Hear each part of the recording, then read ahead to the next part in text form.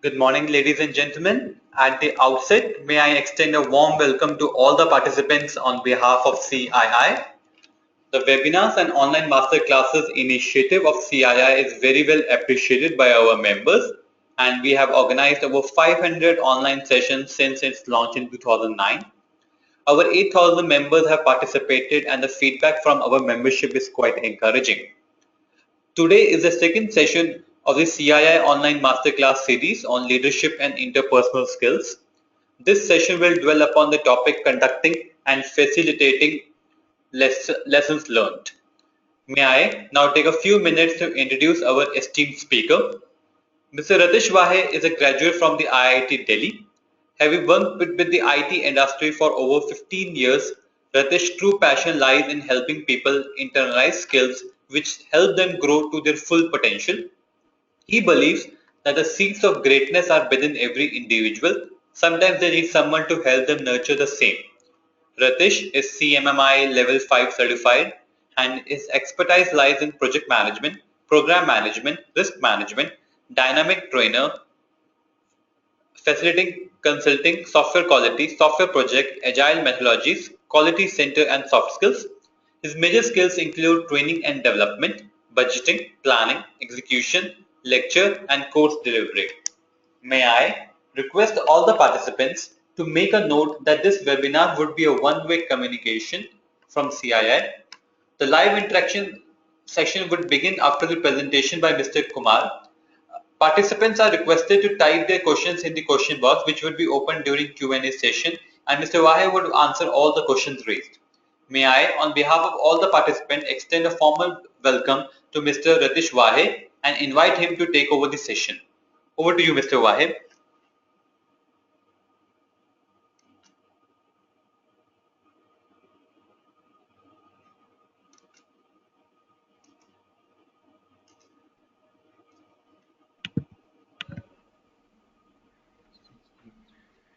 Good morning, ladies and gentlemen.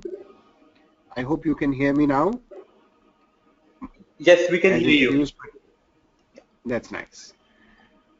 Okay, so my name is Ratish Wahi, and I'm joining you today on behalf of CII. I come from IIL, which is a global leader in project, program, and portfolio management.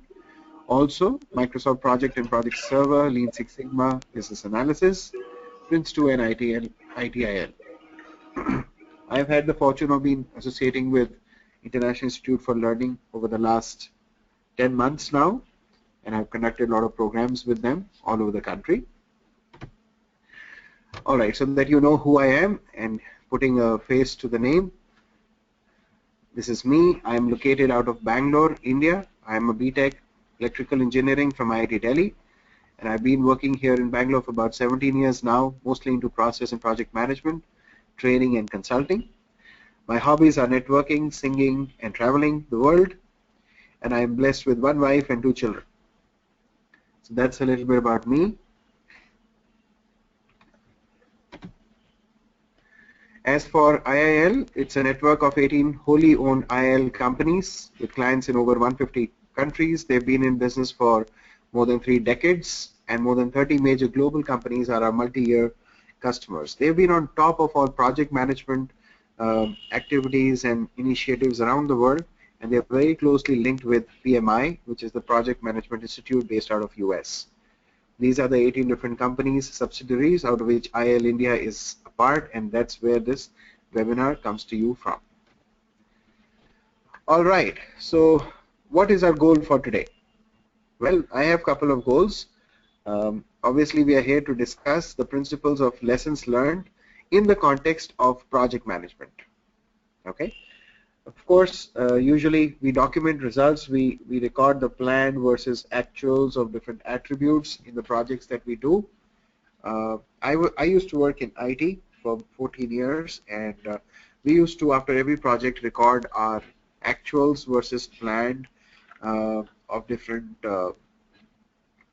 attributes like effort that we put in, the code size that we developed, the time that went in, the cost that went, right, and things like that, to basically understand how did we do, what was our planning like, and what was our actuals like. vis-a-vis the planning. Of course, the basic idea behind recording all this data is to look at process improvement. Because if that doesn't happen, of course, there's no point in collecting that data, right? In my career, I've seen that though many companies do conduct and document the lessons learned, not many of them are able to use that info to the desired effect or to the desired level.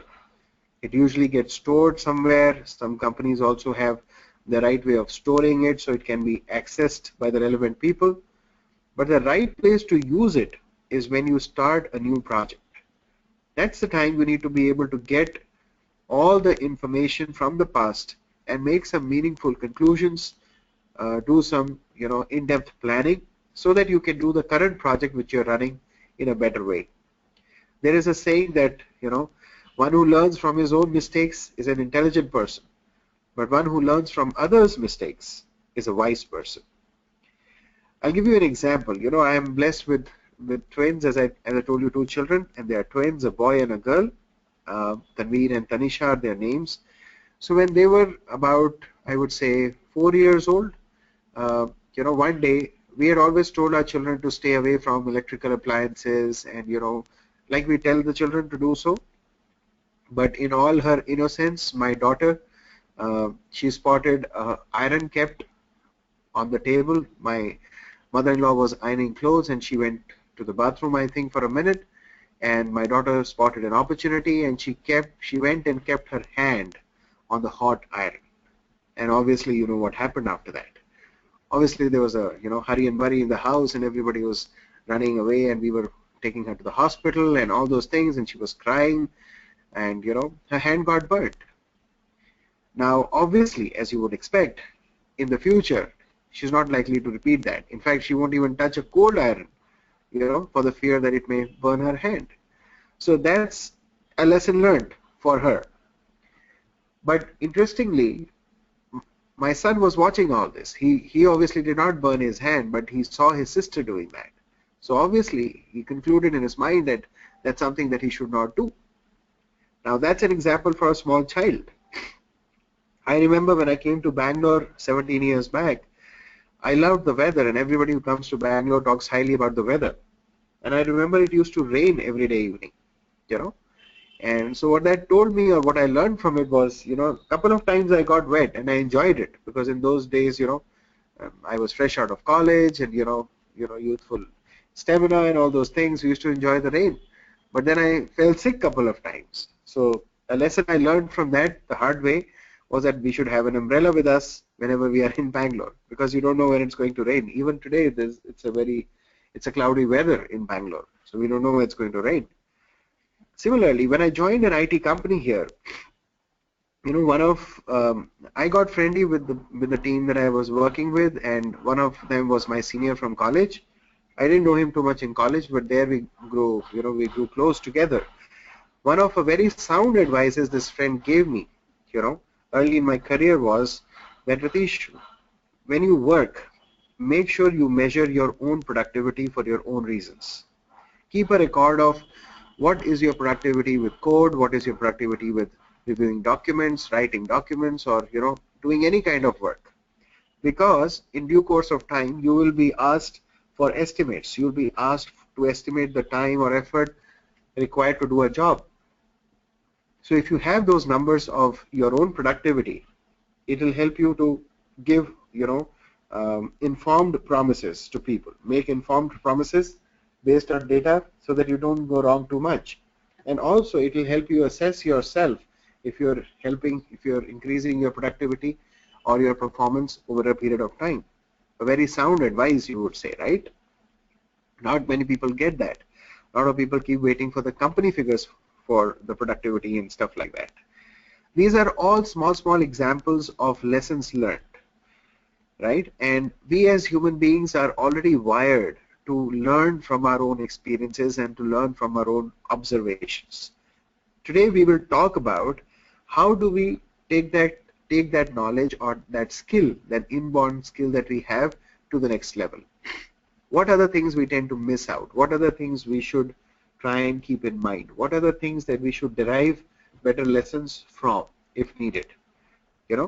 So let's look at what are the characteristics, what are the different things that we want to understand. First, let's understand some definitions, some basic definitions of what a project is, what an evaluation of a project is, and what are lessons learned in the context of project management. So a project is a temporary and unique endeavor undertaken for a specific purpose. And what would that specific purpose be? To be able to deliver a product, a service, or a specific result. So the key words here that you want to keep in mind is that it is a temporary thing. It is not an ongoing thing. It's not operations. It is not something you do as a way of life. It has a start and it has an end. And it has it's a unique endeavor for a specific purpose in mind, a specific objective, if you will. So if that be so, what would a project evaluation mean? It would mean the determination of merit, worth, or significance. What does that mean? A merit would mean the quality of the output that you produced at the end of the project. Did it match what was expected? Did it match the said and the unsaid expectations of the stakeholders? What value, what worth did it create for them? They may have expected something, but is that leading to value for them or not? And if not, how you could do it in a way that it adds value, or if it already does add value, how could you increase that value over a period of time? And finally, the importance. What is the importance of that project or that output of that project in the context of the business that you are in or your customer is in? So those are the parameters that we want to keep in mind. And then finally, what does lessons learned in this means? What it means is to evaluate a couple of things. What went right? What did we do right in this project that helped us achieve the goal of either a merit or a worth or significance? What went wrong? What did we plan to do or what we did which did not deliver that value, which did not lead to instead it led to more complications. Things became more confusing maybe. We were not bang on maybe with our results. Or what could we have done differently? And sometimes, I'll remove this word differently and say, what could we have done? Sometimes we don't do certain things in the project that we should have done, and we could have done, we should have done, which would have added value. It could be a mere, small documentation, more user-friendly documentation at the end of the whole project, which goes along with the product so that the customer can use the product much more appropriately and with the intended use. Look, a lot of times we developers, if we are, developing something, and it need not be in the IT world, it could be in any industry. If you're developing a product or service, we obviously know its inside features. We obviously know what all it is capable of giving or delivering. But does the customer know? Does the end user know? And if not, why not? That's part of our responsibility of delivering that value, right? And that could go a long way in finding out what lessons we could learn in a project. What are the common names for lessons learned that I've heard being used in the industry? Well, it could be a project audit. For all we know, it could be a post-mortem meeting. It could be a project evaluation meeting, a project debrief, an appraisal. It could be a lessons learned meeting by itself. A company may be using that as a way of collecting those lessons learned. It may be a post-project implementation meeting.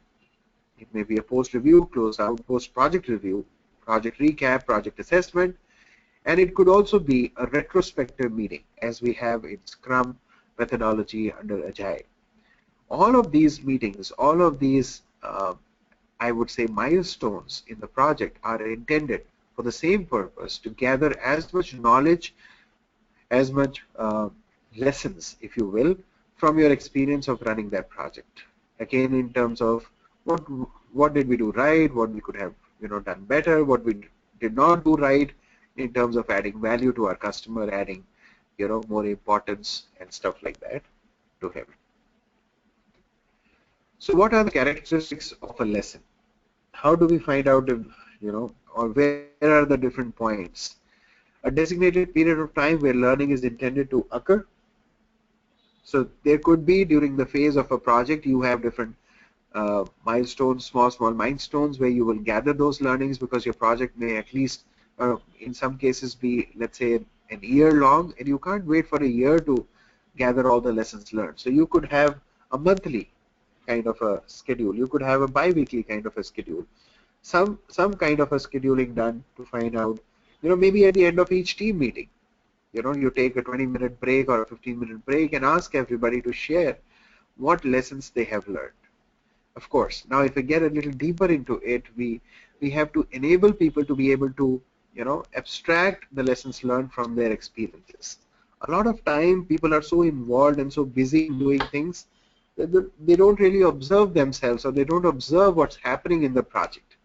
It's like they have to be able to have the ability to take themselves out of the picture, out of the project. It's like a fly on the wall. What does a fly on the wall see in this project? Without any prejudices, without any likes and dislikes, without any interpersonal differences with other people, the fly has no interpersonal differences. It has no biases. It's just observing from the wall. What is this project team up to? Can we develop that ability in our team? Can we talk about it at the start of the project with our teammates and encourage them to be able to abstract themselves and come up with some observations, they will, from a neutral point of view in terms of how to make things better. It could also be a task assigned for individual study. Somebody may be asked to study a certain technology, for example, for implementation. So he may come up with, some pros and cons and some benefits and some contexts in which that technology would benefit us and the customers, and in some situations where it would not, right? So we could learn some lessons out of that. Or it could be an experience that is potentially applicable to future related events. Maybe we can't use that knowledge right now, but in the future, if this occurs, how would we handle it? It's like, there was an earthquake recently in North India and Nepal and North India and different places, and maybe some companies got affected by it. Maybe we didn't get affected because it didn't happen in our area. But should it happen, what is it that we could do? Or should we do something proactively right now to be able to take a data backup or something like that, so that business continuity does not come to a standstill?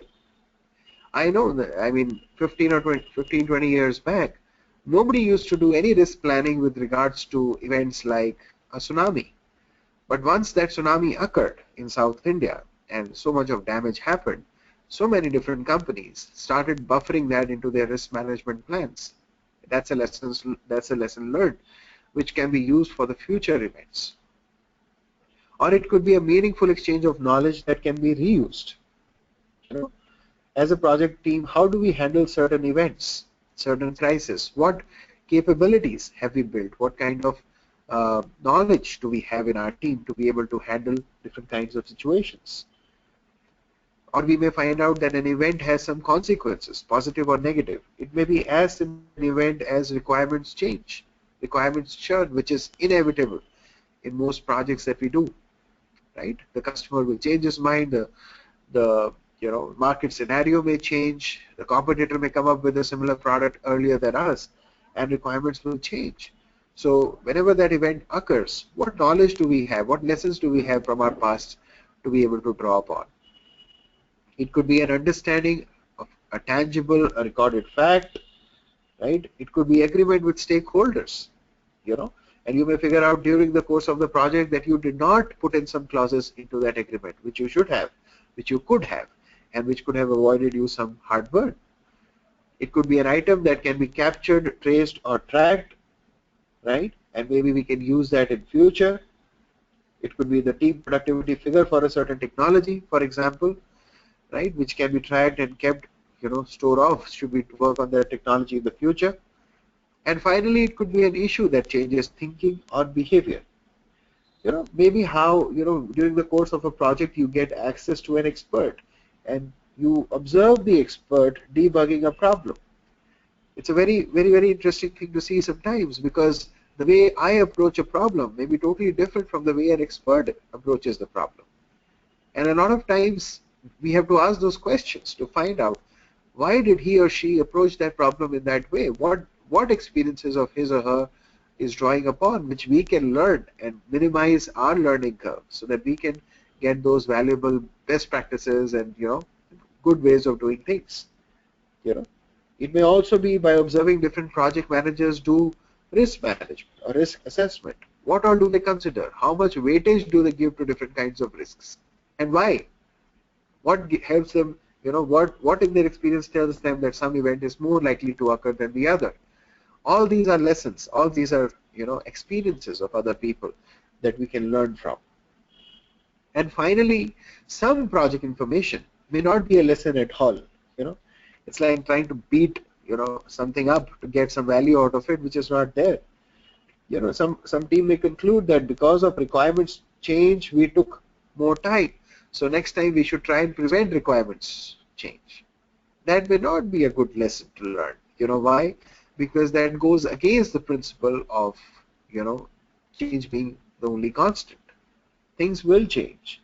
Rather than adapting ourselves to the change, we're trying to control the customer from changing his mind and things like that. May or may not be in our domain of control. Or had we known the risk, we would have done something about it. Had we known the risk, well, the right question to ask there may be, why did we not anticipate that risk? What made us miss that one? Or somebody may conclude that so-and-so is not a good person to work with. Well, obviously that doesn't help you much, because you may be, wedded to that person in project management for a number of years out of no choice of yours. So the best way would not be to try and avoid that person. The best way would be to find out the best way to have a working relationship with that person. Anyways, we'll get deeper into all of these as we go further. But let's look at what is meant by learned. How do you learn something? A lot of times some things happen and we conclude certain things and we make certain, firm resolutions in our mind. But then we find a year later, a couple of years later, or some time in the future, we make the same mistake again. And then we wonder, I made this resolution in the past. I had decided this thing. How come I didn't implement it? What stopped me? The right question to ask at that point in time is, did I learn that lesson? Did I internalize that lesson? Is it become a part of my thinking? Right? We usually go through 5 steps when we learn something. We start by, data, and we usually put that in a logical database in a project context, right? And store it. And then we have systems that support translating that data into usable information. So data gets converted into information. And from that, we try to acquire some knowledge from that information. It could be how to use software, for example. And then that knowledge adds to our understanding of the situation, of the data interpretation and stuff like that. So we derive the correct interpretation from that knowledge that we have. And that is what allows us to make decisions that avoids the same mistakes. A little confusing, this slide? So let me show you an example. This is called the data decision continuum. These are 5 steps. So we start with gathering data, which is a source material in the form of facts or non-facts that serves as the basis for generating information. Information is the product of data that has been processed into a form understandable by its intended audience. And then we come to knowledge, which is a way of knowing obtained, and this is obtained through sensory experiences of seeing, hearing, smelling, the 5 senses that we have. Now you may say, hey, how do I smell data, or how do I taste data? Okay, but you can see, you can hear, you can sense, you can feel, whatever the data is saying to you sometimes. And that is where your understanding, which is the ability to interpret knowledge and then make decisions using some tools and techniques applied to that understanding which you have developed. This is called the DICUD continuum. As you can understand from the abbreviation, it stands for these 5 words: data, information, knowledge, understanding, and decision. So let's look at one of the examples for this. Here is data. If I give you this data, what does it mean to you? 0, 1, 0, 0, 0, 0, 0, 1, 0, 1, 1, 1, 1, 0, 0, 0, 0, 0, and so on and so forth. Quite, you would say that's rubbish for you, that's gibberish, okay? So let's see what it means actually? It stands for apple. The word apple. Now the word apple may bring some images to your mind, right? And that's where the knowledge part comes in. How do you convert that information into knowledge? Do you see an apple in your mind? Well, some of you may have seen may see an iPhone in your mind when Apple comes to your mind because that word got associated with a brand now. But yes, in an ideal, person who is not technology savvy, when he thinks of an apple, he thinks of a picture. You have to understand how our mind works. So when you see the word apple, and you close your eyes, you don't see the 5 letters, you actually see the apple. You see a picture of it because that's how your mind stores information rather. Then you develop an understanding about the knowledge that you have. So what does an apple give me? What all can it give me? You do some research and you find that it can give you these vitamins and minerals. It can give you vitamin A, B1, B2, B6, C, E, K. It can give you niacin, folate, and pantothenic acid, which are very good for your health. Now what do you do with that understanding?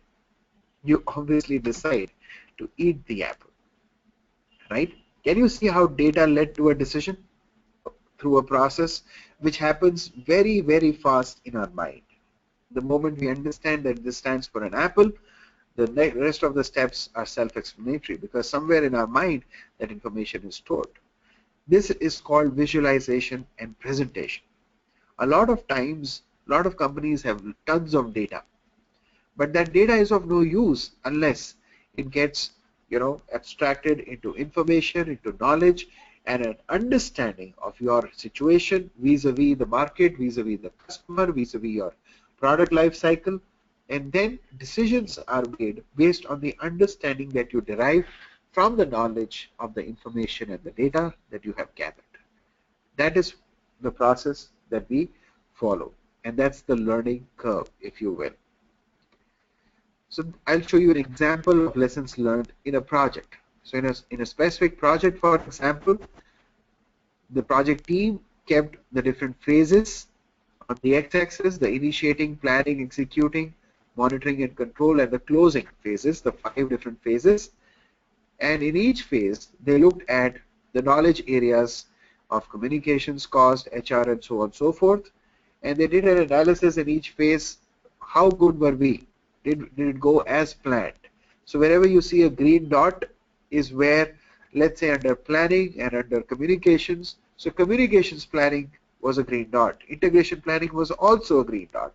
However, cost planning and human resource planning could have been done differently. That's what a yellow means. And if we look at 2 reds here, the execution in the cost and procurement didn't go as planned. So this is a good visual display of what we did right or what we did as planned, what did not go as planned, and what could have been done differently. A visual display, if you will. So what we are going to talk about today is documenting lessons learned through the PMBOK process groups and the 10 knowledge areas that it has. The 5 process groups, which we just saw in the visual display, and the 10 knowledge areas, which we'll talk about in the subsequent slides. How could this help? All the examples that are going to be there in the slide or which I'm going to share with you are just mere examples. They are not exhaustive. It's not an exhaustive list of what all you could learn in those phases if you do a good lessons learned scenario. So what is the rationale for using process groups? For example, the initiating phase. If you derive lessons out of the initiating phase, you can judge whether the needs assessment was conducted in an appropriate manner or not. Was the needs that came to you appropriate? Were they complete? Were they the right ones? Were they prioritized with regards to what the customer wanted or not?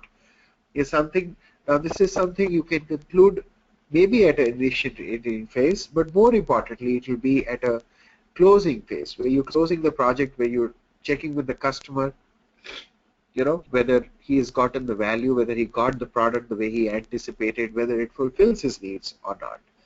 But for the future, it could give you valuable lessons, of what you could do in subsequent projects to be able to get that information in the initiating phase itself. rather than having to wait till the closing phase. Then in the planning phase, the use of doing a lessons learned in the planning phase is to determine if anything was missed out to be planned. Did you miss out any risk items? Did any risks occur which you didn't plan for? Did you miss out on any stakeholder items, for example?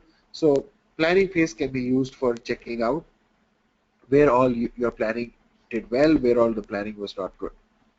The executing phase, again, to analyze the productivity of the project team. Just one of the examples that you could do during the execution phase, as well as the impediments in the team faced. Why did they face those impediments? How did they overcome it?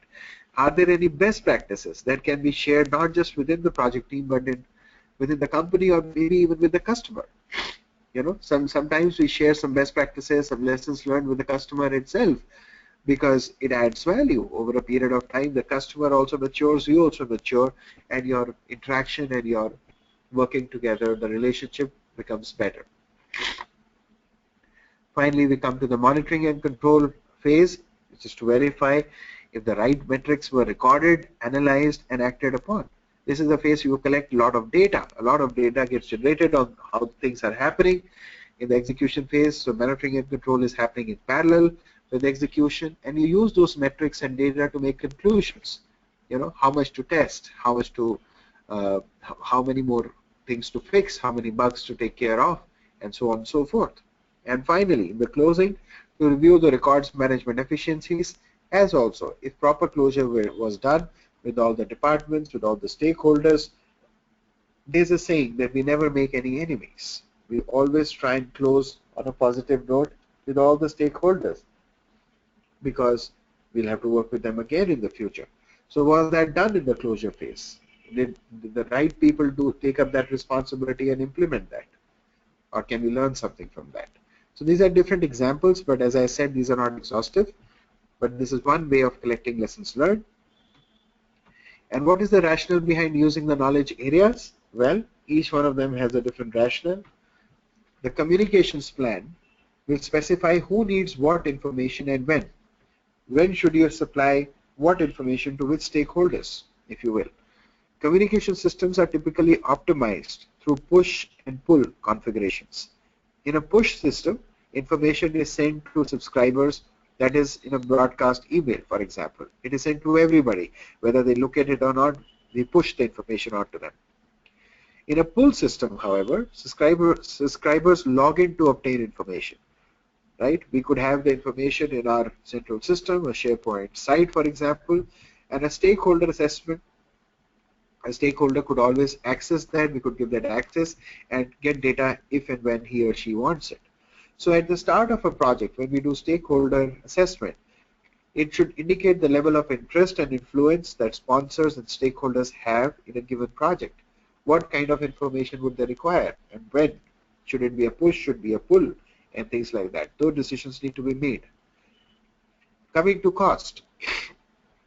Cost estimation and budgeting are involved, and that is top-down and bottom-up, both are there. Project costs are progressively elaborative. That means that they become clearer over time as the project progresses.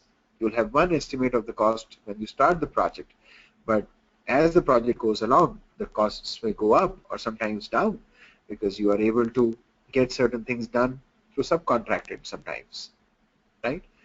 Additionally, the project team seeks to determine project performance through evaluation, that is earned value analysis. Then comes human resources.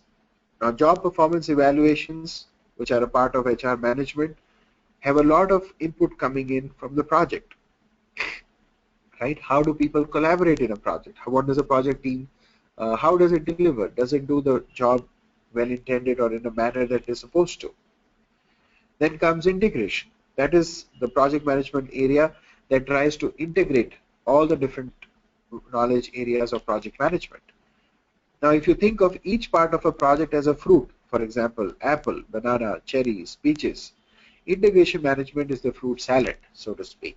It is the synergy of the project management areas. And we could do some lessons learned in that area. Did we integrate well enough in each phase of the project? Then comes procurement. Procurement is a very, very important thing in today's world because not many companies try to do the entire project by themselves because it does not lead to the best cost advantage that they can get. Obtaining resources, products, or services from outside the performing organization is the essence of procurement. Evaluation in the form of vendor analysis and rating systems is a method the project manager will use to plan and purchase things. The next area is quality. What is quality? It is defined as meeting the expected level of product or performance attributes. This must be done by establishing and then adhering to criteria and values for those criteria. Because quality represents a standard of an acceptable measure, it involves evaluation. Therefore, the quality plan should be developed early in the project because quality decisions impact all areas of the project. Then we have risk, and of course I'm sure all of you know what that means. So we could have a lot of lessons learned from risks that occur during different phases of the project. What went right, what didn't go right, did we anticipate that risk? If not, why not? And if we did we anticipate the level of impact that it caused when it occurred and it became an issue? Then we have scope. So we could see and understand if scope creep occurred. If it occurred, why did it occur? And what did we do about it? Did we do the right things about it? Were we able to renegotiate the contract? Did we have the right contract agreements done so that we could negotiate with our customer on that, right? Then there is time, right? So managing time involves a constant reevaluation of resources, activities, and schedules. Central to this process is sequencing activities and estimating durations. Projects may be fast-tracked by reducing durations or crashed by adding more resources to the project. For example, temporary employees. So all those could lead to a lot of lessons learned for us in the future based on our own capabilities as well as that of the temporary resources that we hire. Finally, the stakeholder managing stakeholders. This includes the process required to identify those individuals who can impact or be impacted by the project, to assess their expectations and impact on the project, and to develop appropriate management strategies for effectively engaging them in project decisions and execution. It also focuses on continuous communication with stakeholders to determine their needs and expectations, addressing issues as they occur, managing conflict, and fostering appropriate engagement in decisions or activities regarding the projects. So I'm sure you can now appreciate why we have that kind of a matrix where we put the 10 knowledge areas and the 5 process groups, and an intersection of them is where we conduct the lessons learned from, so that we do not miss out on any aspect of the project. A lot of times we will gain lessons learned, but we could gain a lot more if we try and do it with the required perseverance and in-depth analysis. Now let's look at some examples of a lessons learned. In a certain project, the fixed price incentive fee, the contract awarded to John Doe Construction, when reviewed, was 50% higher than the estimated cost of a similar contract that we could have a time and materials contract for. So the conclusion drawn was that in the future, we will more carefully analyze all pricing models before awarding a contract. Seems like a reasonable learning from that experience, that why should we pay 50% more if we can manage, with paying less and getting the same work done out of the customer. What is not a lesson learned, for example? Let's try and see that. Sometimes we may, derive some personal lessons, or lessons that we would like to derive out of some projects. Information may arise during the lessons learned collection process that may not be lessons at all, such as experiences with no key learnings. So we say that so-and-so's attitude in not just the meeting or the project may not be appropriate, and it is justified for not putting him on the next project. Well, we never use lessons learned for pinpointing people or blaming them for their attitudes or personalities. That is something that is taken outside the context of the project work. We try to look at the facts, figures, and especially things which are within our control. Somebody's attitude may not be in our control. Another example of not a lessons learned could be partial data or or misperceptions or skewed inferences. Due to challenges experienced during the initiating phase of this project, we can assume the same headaches will occur during the closure phase. Well, sounds like a very pessimistic statement, but it does not add any value to me because it doesn't tell me which headaches are likely to occur. Should I add some of them to my risk management plan? Should I accept some of those risks as inevitable and try and figure out some ways around it? Should I avoid certain things? Should I put some measures in place? Those could be relevant learnings from this statement. This may not be a good learning out of, it may not be an appropriate learning, right? Kind of a thing.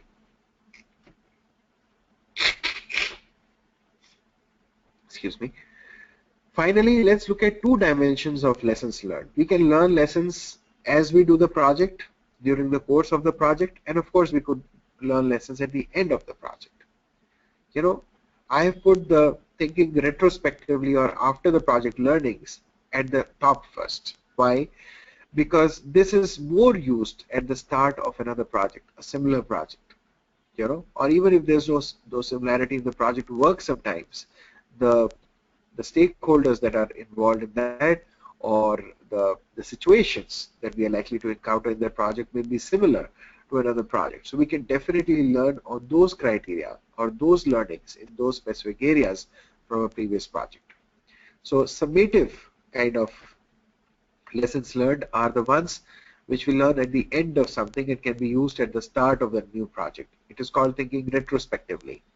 So detailed analysis intended to judge the effectiveness of an activity in terms of its outcome or impact to determine accountability. This is more like looking at things through the rear view mirror in a car, for example. A formative kind of lessons learned or thinking forward is a comprehensive review designed to support the process improvement, that is, ongoing implementations of a running project. This is while you are driving the car. So you don't drive the car looking at the rear view mirror. You drive the car viewing upcoming things through the windshield, through the front side of the car. So this is what you're doing as you're implementing the project. So as I said, formative is during the course of the project so as to make necessary improvements, and summative is at the end of the phase or the project so as to learn from what happened. So to give you some examples here, formative assessment is like a driver looking through the windshield and making an assessment on the driving conditions they are experiencing so that they can make improvements in their driving, whereas summative evaluation is like a driver looking through the rear view mirror. This example I already gave you. Let me give you two more common, everyday examples. So formative evaluation is like a cook sampling the food as it is cooking. When you're cooking something, you could taste it in between and you can adjust the ingredients or add something more to adjust the taste until it reaches the desired taste. That's formative evaluation. Whereas if a guest is eating what I've already prepared and filling out a comment card, that is a summative evaluation. It's like when we go to a restaurant, at the end of it they may give us a feedback form and we give a feedback on the quality of the dish that we had. That's a summative assessment, right? Another example that I can give you is of formative evaluation is like a company putting in place test systems, to avoid a potential disaster, including policies and procedures. Whereas summative evaluation in this case will be determining who was responsible for a spill that occurred at the end of the day. Something went wrong. So you find out who, or more important than who, what was responsible. What part of the process did we miss out on? What did we not do right during the course of our project? When we look back and see, that is more or less a summative evaluation. And formative evaluation, the forward thinking, has two components again. You can evaluate the process and you can also evaluate the progress of the project. Process evaluation assesses whether the project is being implemented as planned. Are all the processes that we planned for being followed, the policies and procedures in place are working as anticipated or not. Progress evaluation determines achievement in meeting the project objectives. You may have certain objectives for each phase of the project to be able to hit those goals, so to speak, those numbers maybe. And then you evaluate and see, did you hit those numbers? Did the progress happen as anticipated? So you're trying to determine if milestones are being met or not. So these are two different kinds of, evaluations that you could do in the formative assessment itself. Now let's come to how do we create the right environment, a healthy environment where lessons learned becomes a way of life, you know. So a learning organization, it could be a company, a business, an institution, an agency, an association, whatever it is, it continuously captures the learning experiences of its members. It may not be limited to only employees, it could be vendors or customers as well, and transforms itself through those documented lessons, which means there is an intent in the company or the people or the stakeholders to change themselves for the better, to continuously improve themselves based on their experiences. For this to happen, the approach to lessons learned requires that the organization is open to honesty, to openness, and to change. Now, having said this, who is responsible for creating this healthy environment? Of course, in an ideal scenario, it's a top-down approach. It's a top-down thinking where the leaders of the organizations, the major stakeholders of the organizations see value in doing this or having this way of existing or being as the right way of being, right? That is an ideal scenario. But let's say that is not the case. So let's say you're part of a project and then you are not the senior most person on the project. Can you still encourage this kind of an environment? Well, in my experience, I have been able to do that myself, and I have seen a lot of other people also take the initiative in project team meetings, bringing issues up and bringing up a discussion so as to think about how could we have done this differently. It may not be in the in a formal with a formal name of a lessons learned meeting, but nobody stops you from bringing up that discussion as long as people can see value in you being able to bring up that discussion and store that information. So I would say if you do not have that kind of an environment already, you could take that initiative, you could bring up that discussion, and you could probably take that forward and show some value to the stakeholders in doing that. And I'm sure as it grows and as they see some people taking value out of that, they will be more than encouraged to introduce that as a formal policy. I like to show you certain artifacts which we have, which you can use later. PMI in 2007 engaged in a comprehensive research study involving the use of lessons learned within 500 organizations, and they published this book that you see here, Post-Project Reviews to Gain Effective Lessons Learned. According to the researcher Terry Williams, who is a PhD who was responsible for this report, approximately half of organizations surveyed stated that their projects were more successful because of implementing lessons learned. They also said that storing lessons learned in a well-indexed database is important. It's very important that people be able to find out the right lessons learned, the right instances of the past that they can use for their current projects. And also that lessons which are learned from the projects should be implemented back into the organization's processes. If you find while learning all these lessons that there is something in your process that if changed could lead to better value and avoid some mistakes that have happened in the past, well, so be it. You should be able to bring that change around. You should be able to change that process for the better in the organization. There are also some of the references that you can look at. I will send this to you in a post webinar kind of a PDF where all these books will be there and you can always look at them. I'll give you some examples of what process one could follow for having these lessons learned process institutionalized in your company. So successes and failures are identified as a first step, and we do what we do right, what did we do wrong, and what could we have done differently. That's DR, DW, DD for you as step number one, leftmost balloon in this cycle. The second could be specific lessons learned. You capture some lessons from that. The first step is more about data and information. Then comes understanding, is where you're trying to derive some lessons learned. And then you analyze those lessons learned and make decisions. You identify first the root causes and corrective actions that can come out of that. You store those lessons, and then you make some action plans to implement the changes. And you identify over a period of time some good practices, so to speak. This is how best practices evolve in a company, in an industry, or in the world at large. From what people do right and what they find adds value on a consistent basis, turn into good practices over a period of time. And when they get implemented, we find more value. So this is kind of a recursive cycle, a process, if you will, a framework for being able to gather lessons learned.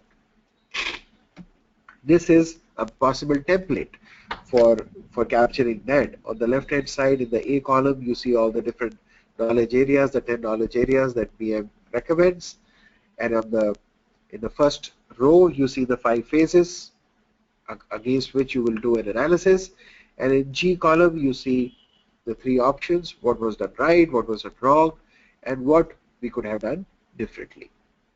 So you could always use a template like that to gather that information, or you can be innovative and develop your own. There are tons of tools available on websites, so if you Google yourself, you'll be able to come up with some yourself, some handy stuff. But remember, the best template that you will have in the organization, you will not get on day one. The best one will be developed recursively through a process of improvising, a process of improving, and applying your own thought and the thought of the people, the practitioners in your company, on how best to use this process. Remember, the tools are just an aid. The main thing you are drawing upon is the thinking and evaluating ability of the people who are doing the work. So if you get them encouraged about the process, if you get them involved and hooked on to this process, there are more chances of your success in being able to come up with the right process, the right tools, and the right repositories. Finally, to ensure that all lessons learned are accessible, systems must be established to allow for storage and retrieval. A repository is a storage location for lessons learned, which can be paper-based, or it could be electronic or digitally stored. Different organizations store these things or create repositories in different ways. Some do it by shared folders, some people keep it on a local drive, some people create a microfilm, and it could be a private, which is within the organization, or it could be public also. Some of the lessons learned, as I said, you could share with other stakeholders outside the company because it adds value to them, it adds value to you, and it adds value to the relationship and the business thereof. So these are some of the thoughts that I wanted to share with you on my experiences with lessons learned, of what I have seen in the industry, what I have seen people doing, and how they adapt themselves to change and how they continuously reinvent themselves. Finally, at IIL, our greatest accomplishments are yours, which means that if you are able to benefit out of anything that we share with you, it adds value to us as well. That is where we believe we accomplish something. We look forward to your feedback, and please note this link. It's on surveymonkey.com/s/QTY33VR. This is where you can give us feedback. You can also email us at learning@iil.com, and you can connect with us socially on Facebook, Twitter, or LinkedIn. You can be with us on all those places, and we look forward to your feedback as that. Okay, so these are the next few webinars that we are offering from our side. Today we are on 8th September. I am doing this webinar on conducting and facilitating lessons learned. We also have leveraging the power of coaching within your projects and business. This is going to happen 15 days from now by one of my colleagues, Nick Kier. He will also be conducting 2 more in October on managing conflicts virtually and mindfulness, a critical success factor for perfecting your project management. Right? I will come back to you on the 3rd of November with my favorite topic, emotional intelligence. I hope some of you would like to join us for that as well.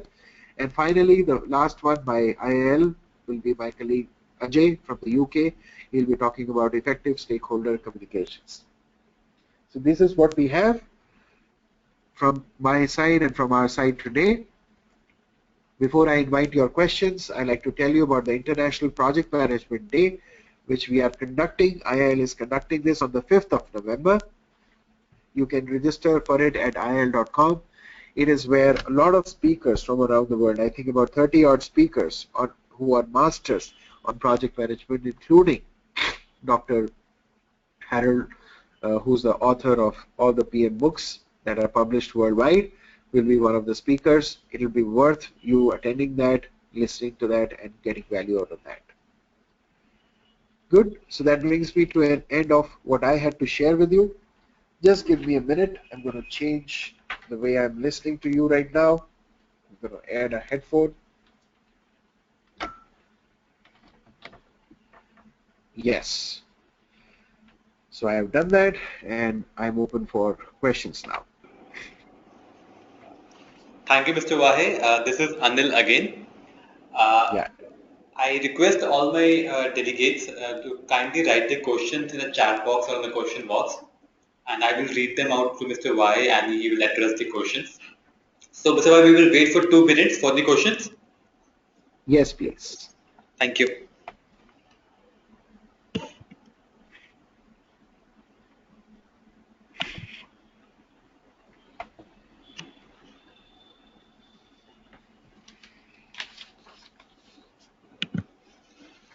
Okay, I have one question from Mr. Rodolphe D'Souza. Okay. He's saying, can you describe the process of conducting the lessons learned? Okay.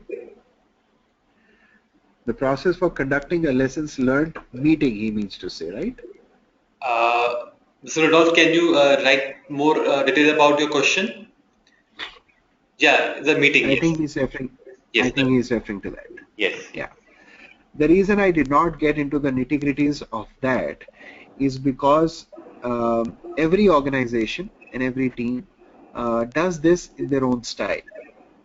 You know, I have seen people who call for meetings and call all the relevant stakeholders and collect inputs from all of them by bringing up a brainstorming session. I have seen people who do not wait for that meeting to happen. They want to keep this as an informal process in the organization, allowing a place where everybody can put in chits or put in inputs as and when they do the work, because they believe that you cannot be waiting for a meeting to derive all lessons learned. You will learn lessons while you are at the job. So they sometimes designate an email ID for it, and anytime anybody experiences any lessons or learns something, he or she writes on that email ID and shares that knowledge.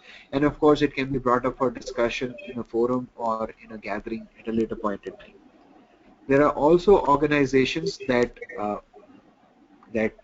conduct external trainings with their people and their practitioners on regular intervals, where the outside trainer comes and elicits those learnings, because sometimes some people have a fear the organizational environment is not so healthy where everybody can feel free to share what they want to share, and some of them would like to keep it anonymous. Some of them will open up more with an external agent or somebody coming from outside the organization. Sometimes that person could be from outside the project scope itself. He or she could come from another project and spend time with the project mates and try and understand what their learnings are, what difficulties they're going through, or what they have already learned. So that depends on an organization, and I think that information is very well available on the websites, and on if you Google, you'll get enough hints on how to do it. But as I said earlier, you have to see your project environment, your company culture, and your people to be able to understand what may work best in your scenario. I will also forward to you certain links of some websites that you can go through where they give you hints or best practices of each of those different methods, and you can see which one works for you best, and you can evolve that. I hope that answers your question, Mr. D'Souza.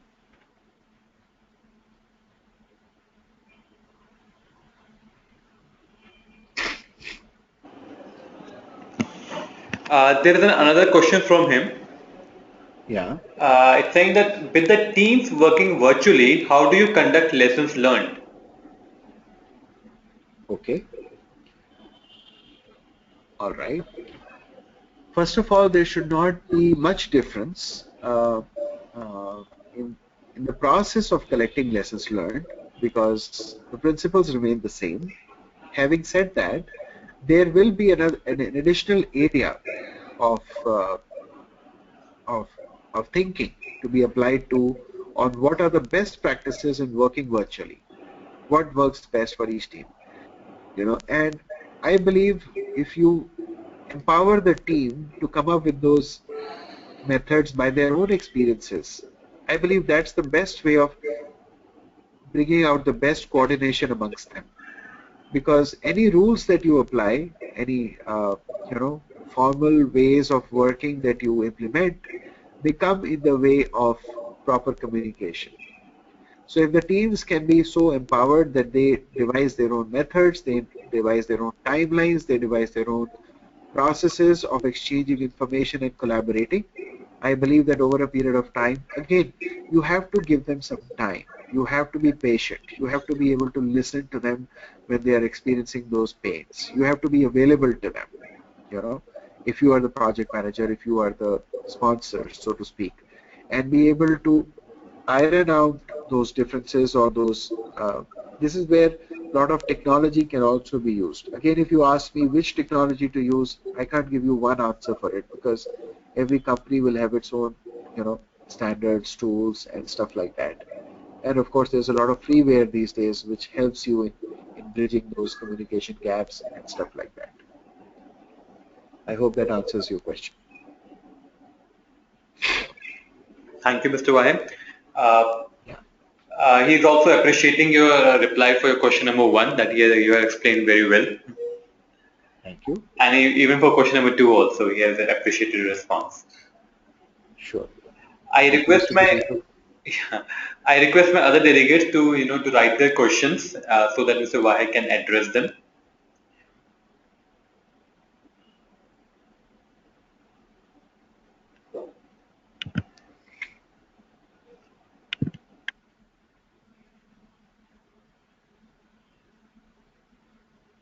Okay, I have another question from Mr. Dolph Malley. He's asking in what form the lessons learned be captured and stored. Okay, that's a good question. Uh, the best practice that I have seen in this, Mr. D'Souza, is that you remember the DICODE continuum, the data, information, knowledge, understanding, and the decisions. It is best to store all of them. Having said that, if there's the leeway of only storing some of them, I believe the information part and the decision part are the most important. What inferences have you drawn and what decisions have you made based on those inferences? If somebody wants to go deeper and find out where those inferences came from or where the decisions came from, he or she should have access to the other components of data and information as well, and I mean the knowledge and understanding as well as to why those decisions were made, in which context are they applicable, and where the most value can be derived out of them. But I believe if you store all of them, it makes more sense because there is this human tendency to believe that, oh, this won't happen to me. You know, when we buy insurance, a lot of times we don't believe that something will happen to us. It can happen to anybody and it will happen to our neighbor for sure, but it won't happen to us, right? So there is this human tendency to believe that, oh, we'll be fine. Some, as we say in India, I mean, in Hindi we say, सब अच्छा हो जाएगा. And में तो सब अच्छा ही हो जाता है. एंड में तो हो जाता है, but what about during the course of the project, right? What did we do well? What we could have done better? How do we increase our project management capabilities to be able to deliver seamless projects? That is the main criteria that we are thinking on here. So I hope that answers your question.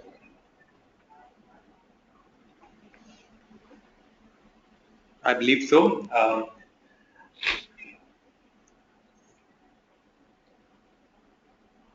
Okay, another question.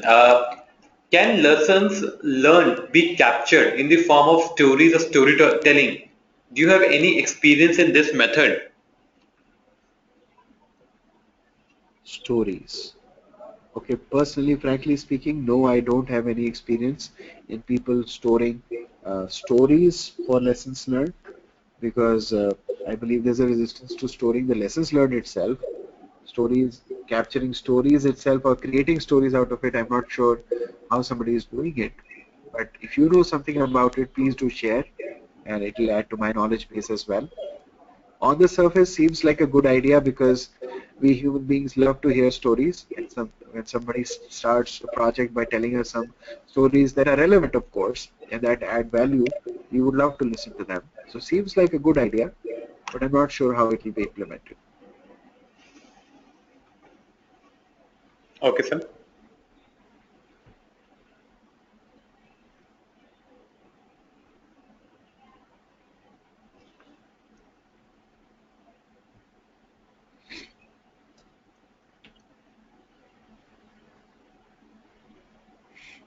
I request my other delegates if they want to put up any question, they can do that in the question box or in the chat box if they want to.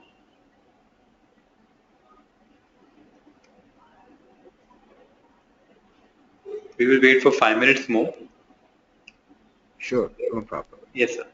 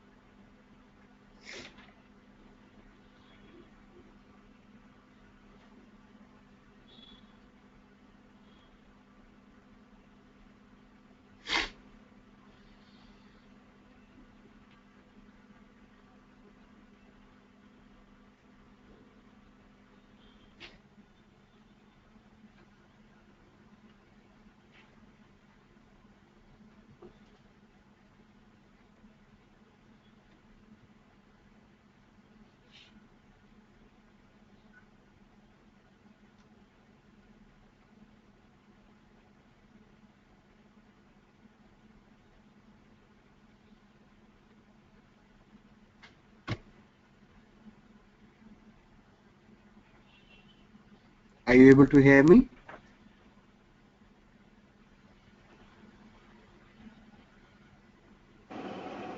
Hello? Yes, sir. I can hear you, sir. Okay, all right. Okay, I have one question again. Yeah, It's saying that from Mr. Rudolph, he's asking how do you remove the hesitation of sharing mistakes in an LL session? come again, please. How do you remove the?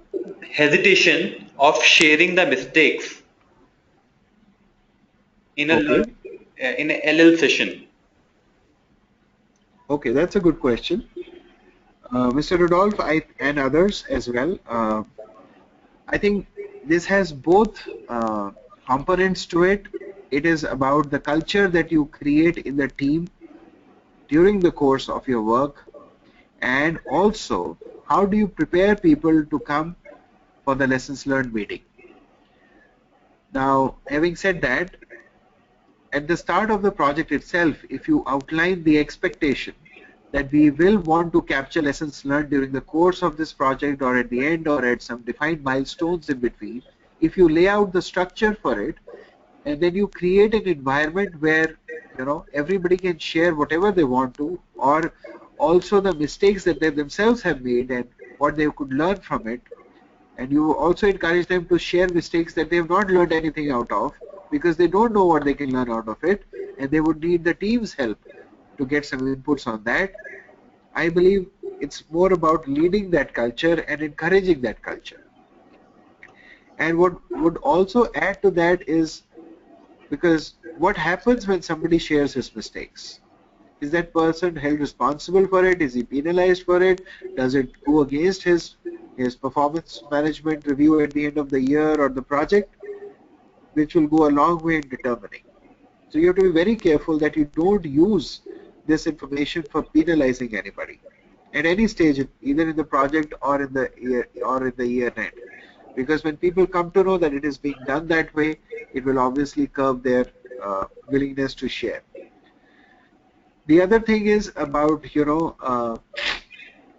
getting the senior management in your company or in your project team to take cognizance of this, put this as a responsibility for them. If you give them a responsibility also for sharing a responsibility also for deriving these lessons learned and helping people learn from their mistakes, and creating a culture, you could create a culture where everybody will applaud for the person who shares his mistakes. will stand up and give them a standing ovation for that, for admitting their mistakes. So it's about slowly you evolve that culture over a period of time. So hence, it will lead finally to that lessons learned meeting becoming productive, you know.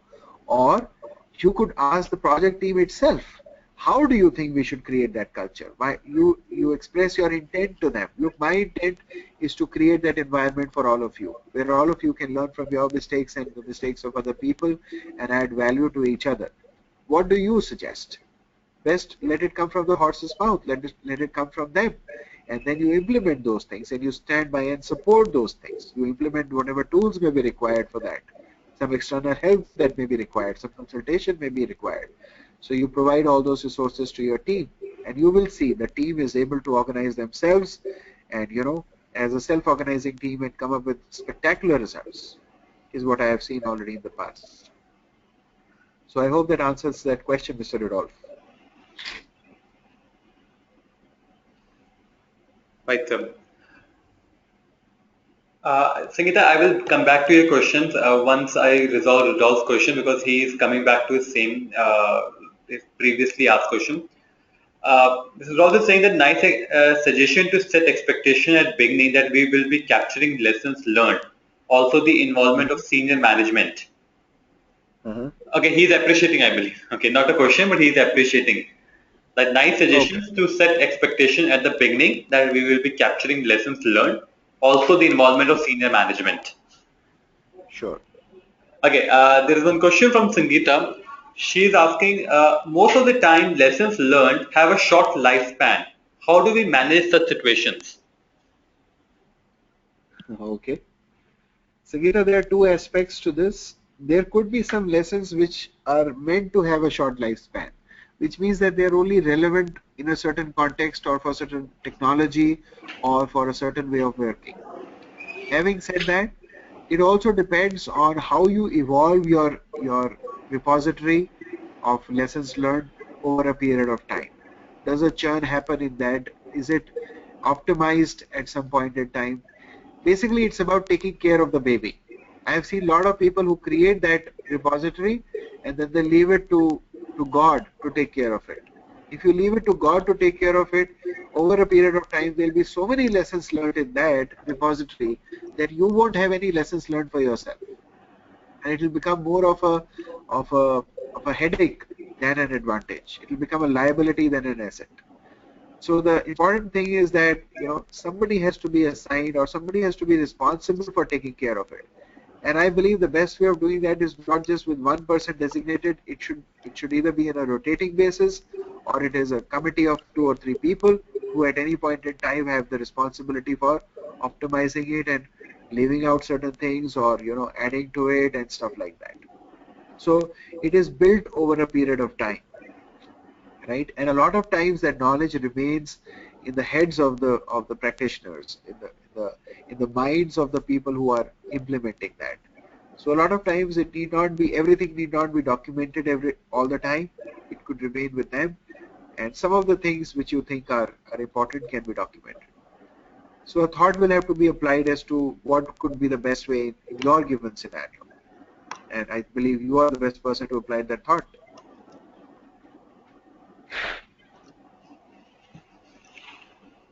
Right, sir. I believe, Sangeeta, that question, the answer will resolve your question. So I have another question from Mr. Raghunathan. He's saying that share with us an experience or lessons learned were implemented successfully. What results came out? What results do we get out of implementing good lessons learned? Yes, yes. Okay, I may not have any data right away to quote to you on this because all the data that we will have will be company specific, and not many companies will be able to put that out in the public domain.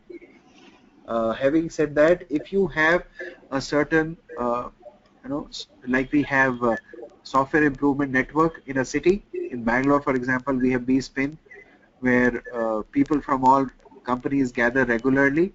These organizations do this kind of work of gathering data from different companies on different topics. So if you belong to any such, it is an informal organization. There's no fees for it. There's just a monthly or a bi-weekly meeting that they conduct, which also brings a lot of best practices to you. If you could become a part of one such organization and request them for that kind of a data, I sure you will get that. Okay, sir. There is one question again from Mr. Rudolph. He's saying that we intend to store lessons learned domain-wise as FAQs. Any suggestions? Yeah, that's a good idea. FAQs will be a good idea to store those lessons learned.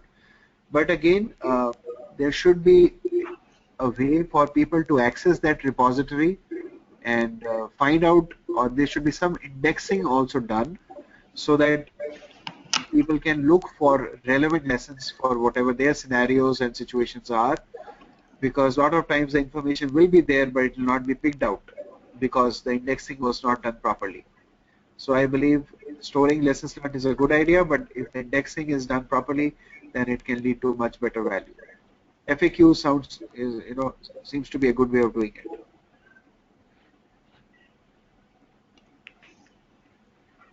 Okay, sir.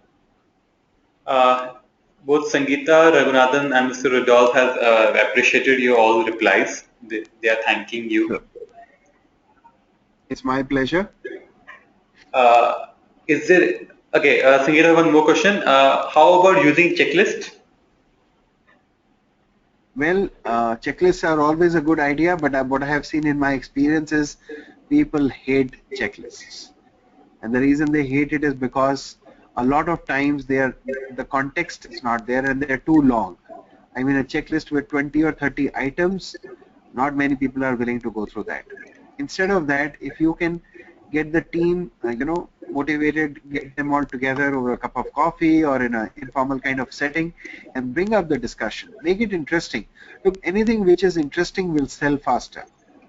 So you and me as managers or as leaders of the organization have always to repackage stuff over a period of time, because if you keep giving them the same stuff over and over again, it gets boring. Let's face it. And when it's boring, none of us want to listen to it. None of us want to be a part of it. But if it is kept interesting, if it is kept up to date, if there is some thinking applied by you before you bring it up with your project team and you bring out that, look, in my opinion, these are the top 2 or 3 things that we should be careful about. This I learned from this checklist. If you want, you can go through it and come up with your list of 2 or 3 top things. Then it might so happen that out of 7 or 8 people, you may come up with 20 items itself from the checklist. But that's a way of repackaging it or making it more interesting rather than a boring way of going through each item by item. So that's my 2 bits on it. Okay, sir. Is there any else question? Okay, Sangeeta, thanking you. My pleasure.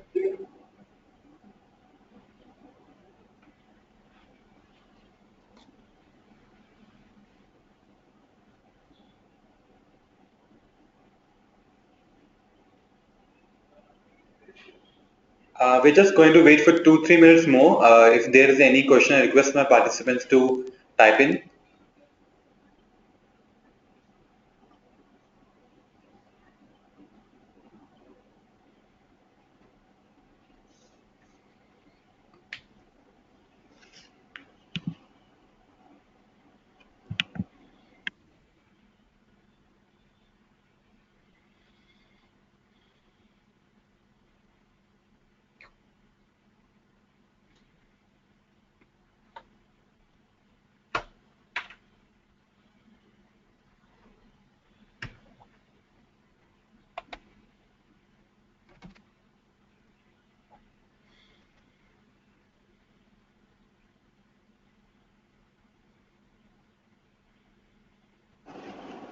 There is a message for you from Mr. Rudolph. Okay. Sradish, this was an excellent session. He will get in touch with you on email. Oh, that'll be great. Yeah. I'm glad if I've been able to add any value to you guys through my experiences and through my observations. And of course, if you need any more information or help or any kind, this is my number and this is my email ID that you can reach out to me on ratish.wahi@il.com and 98450 56252. Finally, Mr. Anil, thanks for coordinating everything. But I Yeah. just want to tell you that my second name is pronounced as Wahi. Oh, sorry. No, that's fine because while I was at IIT studying there, a lot of my friends used to call me Vaheguru Okay. because of my surname. And you tingle the same nostalgic spirit today by calling me Vahe, but that's Okay. fine. Vaheguru is also nice, but it's pronounced as Vahi, Ratish Okay. Vahi. Mr. Wahi, I'm really sorry for that. And that's perfectly fine, not a problem. Okay, I really would like to thank you for taking such an informative session. And Sure, even I was listening to all the the knowledge which you have shared. I believe that would be useful for me also and for our participants. sure. I really would like to thank you on behalf of our participants as well as CII for taking such a wonderful session and also for resolving the queries of our delegates. Sure. I also want to inform our delegate that the recording of this session would be available in a day or two over mycii.in. You would be getting the username and the password for the same to log in and to view the session again in case if you want to view it later. Thank you very much, Mr. Wahe. I believe I was right this time. Vahi. Wahe. Okay, Yeah. so thank you again, and here we are closing the session. Uh, Thank you, my Sure. delegates, also for attending the same. Thank you very much. Thank you, everybody. Have a nice day. Goodbye. Thank you. Bye bye.